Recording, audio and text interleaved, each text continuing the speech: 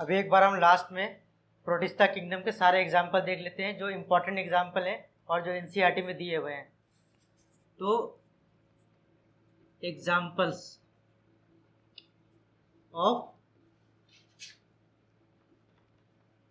Protista, इसमें सबसे पहले क्या आता है? क्राइसोफाइट्स। क्राइसोफाइट्स के क्या एग्जाम्पल थे? Die atoms. डाई एटम्स को हम सोप बॉक्स भी बोलते हैं, इसका दूसरा नाम है सोप बॉक्स, एनसीईआरटी में दिया हुआ है। और जो दूसरा क्राइसोफाइट है वो है डेस्मिड। डेस्मिड को हम गोल्डन अलगा भी बोलते हैं।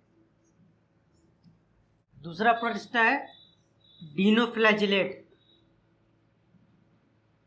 डीनोफ्लैजिलेट का नाम है गोनी ऑलेक्स, और ये रेड कलर का होता है जिसके वजह से रेड टाइड भी आता है।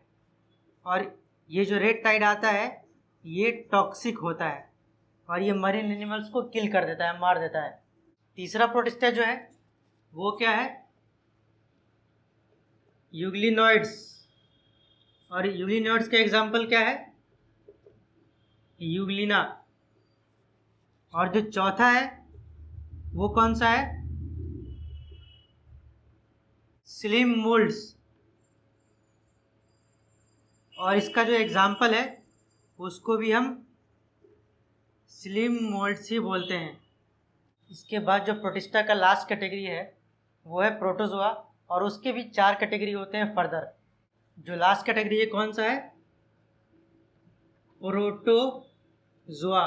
और इस प्रोटोजोआ के भी 4 टाइप्स होते हैं और हर टाइप का हम एग्जाम्पल देखेंगे। तो एक टाइप होता है अमीबॉइड प्रोटोजोआ, और इसका एग्जाम्पल क्या है अमीबॉइड प्रोटोजोआ का? अमीबा और एंटामोeba। और ये दोनों इंपॉर्टेंट होते हैं क्योंकि इससे ह्यूमंस में कई डिजीज होते हैं। इसके बाद दूसरा आता है फ्लैजिलेटेड प्रोटोजोआ, और इसका एग्जाम्पल है ट्राइपेनोसोमा।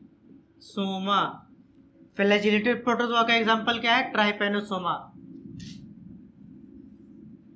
थर्ड एग्जाम्पल है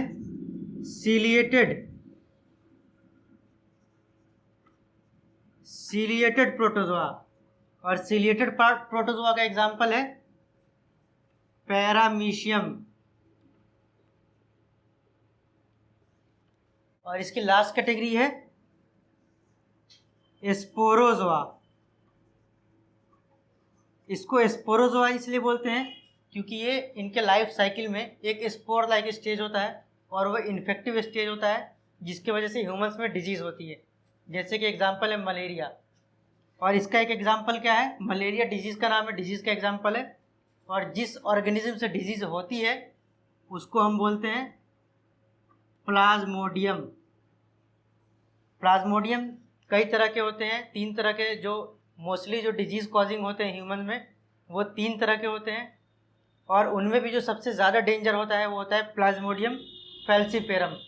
इसके बाद प्रोटोजोआ यहाँ पे ख़त्म हो गया है और एनसीईआरटी में जितना दिया है उतना कंप्लीट हो गया है, और नीट के लिए इतना एनफ है, इतना काफ़ी है।